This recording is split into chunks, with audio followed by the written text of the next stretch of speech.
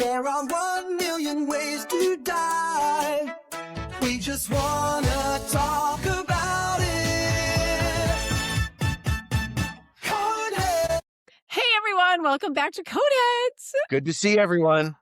Yep, we're happy to be back. Another week, another pod, another topic. We're still alive. We're still We here. are.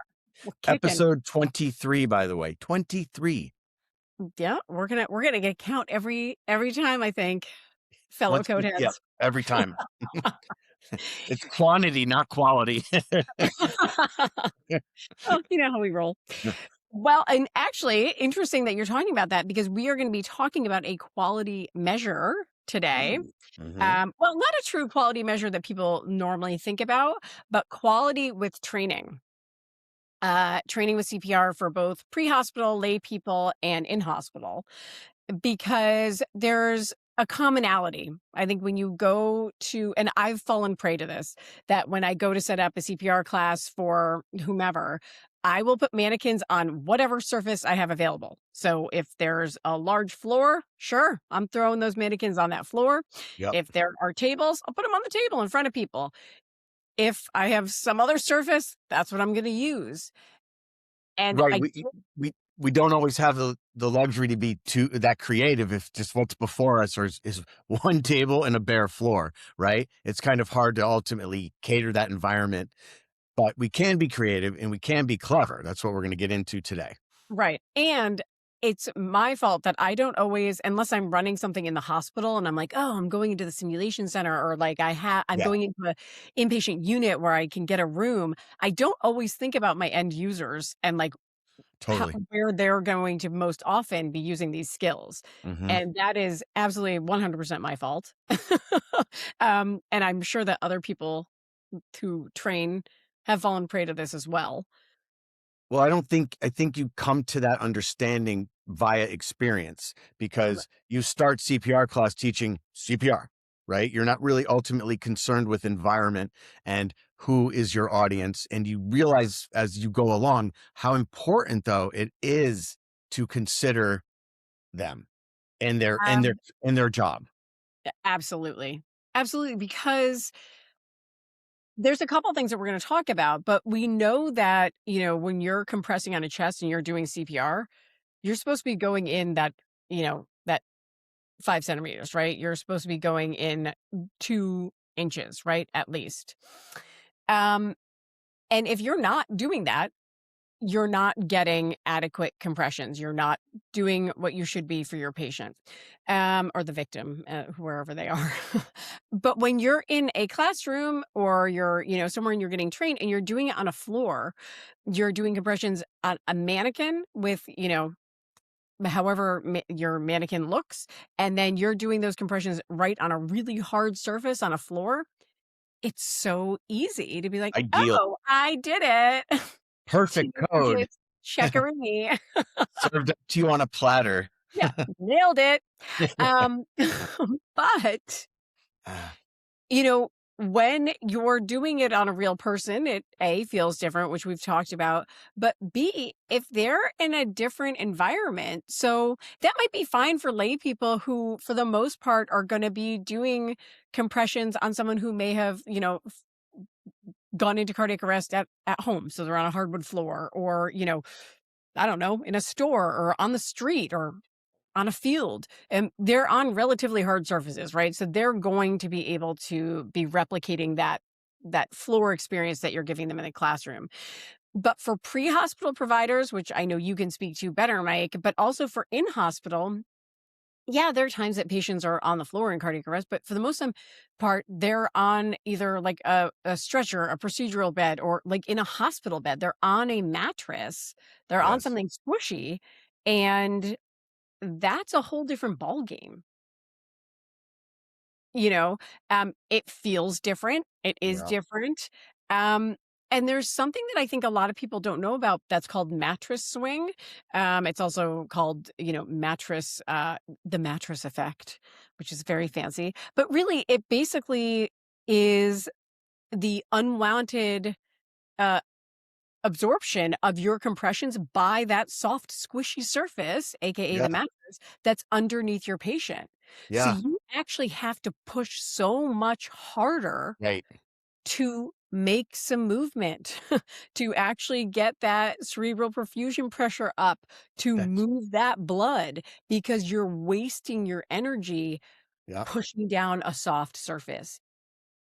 I mean, that's a great point because what learners get used to is um, a standard level of force that's applied. Like they know what a mannequin's like, they know what it's going to take to push it down 2 inches and achieve, you know, optimal perfusion. Whereas, like you just said, if the surface is compromised, not a hard floor, not a hard table, that level of force won't produce the same success in compression efficacy. Right, and there have been studies, like, back from, 2012, there was one in the American Journal of Emergency Medicine, I believe, and it showed that there was between a 12 and 57% absorption rate by those mattresses of Wow. our force. So when we're doing compressions, can you imagine 57%? No. That's the over less, like 50% less effective, my compression. Yikes. Yikes. That's a lot more weight you need to throw into it. Holy cow. And if you Yeah. take that 50%, just say it's 50%, when we're performing optimal compressions, right? We're providing 1/3 the baseline cardiac output typically. So if you take 50% away, now it's 1/16. So you've drastically decreased their likelihood of ROSC, right? Right. Because It's of this stupid mattress. right. Which lovely, great for skin and all the other things that we need to in hospital. But it's something to think about. So when we're training for in-hospital staff and even pre-hospital on a stretcher mattress, I think that's why it's the 12 to 50% because our in-hospital mattresses are that much thicker, but Yeah. those mattresses on the stretchers do absorb, There's you know, swing. yeah, there's swing there. And it's, even though you put a backboard underneath your patient, the backboard is still going up and down with that mattress. Great point. So it does add a hard surface, but that's why I think it's so important that when we're doing, compressions in real life, that we have some sort of feedback like end-tidal CO2 or, whatever, to actually let us know that the patient's physiologically, Yeah. receiving adequate compressions.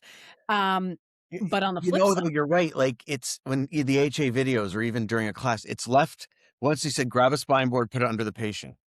It's left right there. They don't, and I never really thought about it until you said it. It's like the this is an improvement, but we still have to accommodate, for this situation. and so it's very important, when we're training that we're not just having people like, oh, the three lights are, up, I got my green dot, or that they're hearing a click on the chest or whatever it is that your mannequin does to tell people like you got your 2 inches in, that they know what it actually feels like Mm, and how they can prevent it, that mattress swing or, when they're in real life. And so it is really important that, essentially context is king, that we are training in the environment or as close to it as we are actually going to be doing our compressions a majority of the time. So in hospital, maybe we should have mattresses underneath our mannequins, and show the providers how they can deflate them if we have those specialty mattresses, or, you know, talk to them about how to get them flat, deflate, get the surface as hard as possible, and why that backboard should get there early, and maybe two backboards, what we can do to make that mattress push down. Um, and if we need to bring someone to the floor, maybe we need to do that. Um, and yeah. for pre-hospital, you guys can do the same thing. You Yeah. can get them on a harder surface, put them on a spine board. I don't know, but Right. something that can get someone in a harder surface and really ideally train them in a feasible way of how they're going to actually practice. Totally. I mean, one thing that came to mind when you mentioned that is, and this, I've never seen this done, but in terms of pre-hospital training, what would be quite valuable is often our CPR is occurring in a fluid environment. In other words, extrication stairwells, and one that obviously is constant is transport. So Mhm. I don't think it's a bad idea when they hire someone new to put them in an ambulance, a simulation ambulance, and actually drive, Mhm. because they need to know there's a bar above us. So they need to know, to keep themselves safe, how to compress, how to maintain, how to maximize your compressions, even though you are handicapped based on just that environment. You're not, it's very difficult to do perfectly. However, we can improve it immeasurably if there's training that's targeted toward our environment, which is moving, Right. right? Which, and Just one idea. and I will say nauseating for some of us. Yeah, I could see that. My first time in doing a critical care, transport, I was like, "Oh, whew, hope the patient's okay, because yikes." Uh, Yeah, it's funny. but there's a lot of but great point. There's a lot of different moving targets in there, right? It's not just about doing the CPR, it's all the environmental factors.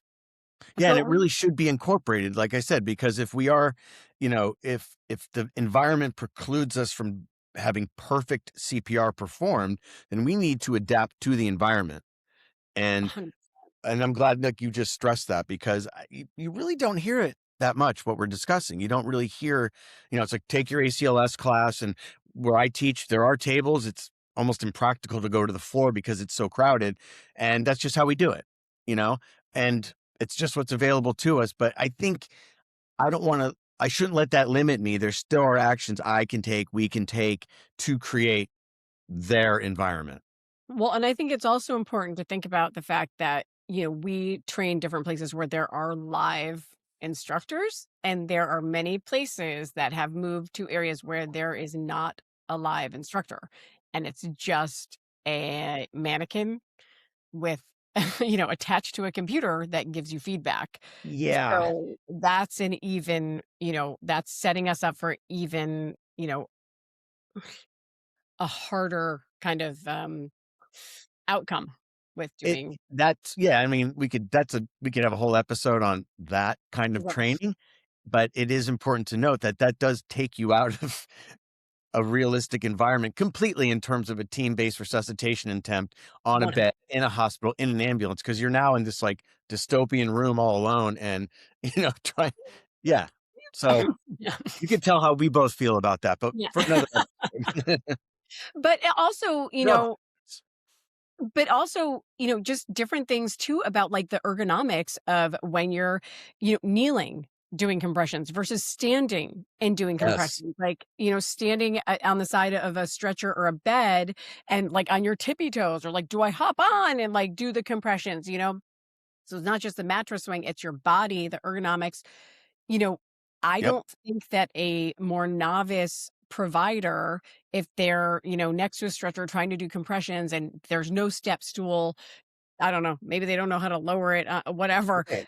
But I don't think they would think about maybe hopping on and starting doing compressions just over the patient. I mean, not Absolutely. ideal, but like you have to do what you have to do to I get yeah. those And compressions. I know you've done that. You've mentioned it. Like, I've Mhm. hopped aboard and I'm right on top of them, because say I'm working with someone that's 6'4". So the stretcher's at his height, perfect for compressions. I'm not 6'4". So I would jump on, like you said, whatever the hell it takes, because this isn't going to work. So Right.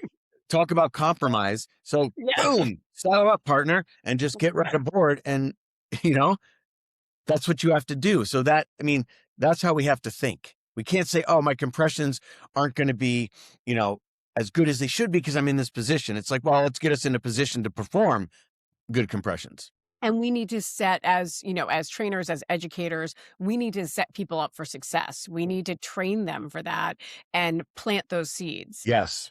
And Yes. so when we are doing mega codes, or, for ACLS, or for, BLS, or just a standard CPR course, give them some challenges. Don't just be like, okay, now we've been Great practicing point. your compressions, like do it again, just like that. Like, let's give them a challenge. Let's switch it up. Throw the mannequin like under a table, so they have to figure out like, oh my God, how do I get in there? Or Yeah. like, put Yep. obstacles in the way and be like, okay, come in, Right. and you You- just found this person down. What are you going to do? right. And Give them yep. something so Yeah. that And they I can think if someone, go I did a perform. lot of bathroom responses in public places, Oh, typically opiate overdose, but like they're in a corner, they're on their side. I can't like squeeze into the back, behind the toilet. One Right. for, I don't want to be exposed to that, and also Right. I can't do compression sideways. So it's better for me to take a couple seconds, whatever, to optimize their position so that I can do this. If I Right. spend several minutes doing subpar, and I mean very subpar compressions, I'm not doing them any favors, rather than taking the time, because we all would say, all right, we've been trained. We know that we need to move this person into a certain position so that we can maximize their potential for resuscitation. And that means good compressions. Right. And that's the thing. And I think the more experienced providers, we get that, and that's how we think, and that's second nature. But I think some of the more novice, Totally. providers don't necessarily think about that. They'd be like, "Oh, I'm just going to do these compressions." Like, Yes. Yes. Because that's what we adequate pitched compressions beforehand. are, Yeah. okay for now. And it's like, Yeah. It, no, just set yourself up for success. And that's what we want. And so that's why, just to reiterate, I really feel like the context of our training is really the king here. And totally. that's what's going to set up everyone for success in the future in whatever area they practice, whether it's the lay people that have a challenge pre-hospital or in hospital. Yeah. And the onus really is on us, the educators, to take that step, um, and, enable that environment to them, because they're getting the training from us and they're going to apply it. So if we could just do one more thing, a big thing, to enhance their skills or enhance their understanding of a more like a global approach, then that's only going to, it improves everyone's performance. Yeah. So I'd love to hear from, our Codehead listeners if you guys are doing Yeah. anything kind of innovative or new or different. Have you thought about this? Is this something that you guys are already doing and maybe Right. just were we haven't been thinking about it. We'd love to, hear We're from so smart. We figured this out. No one else has thought of it. I um Vanguards. but we'd love to hear from you guys. So as always, reach out and touch us. But All right. we will see you guys next week. See you soon. There are 1 million ways to die. We just wanna talk about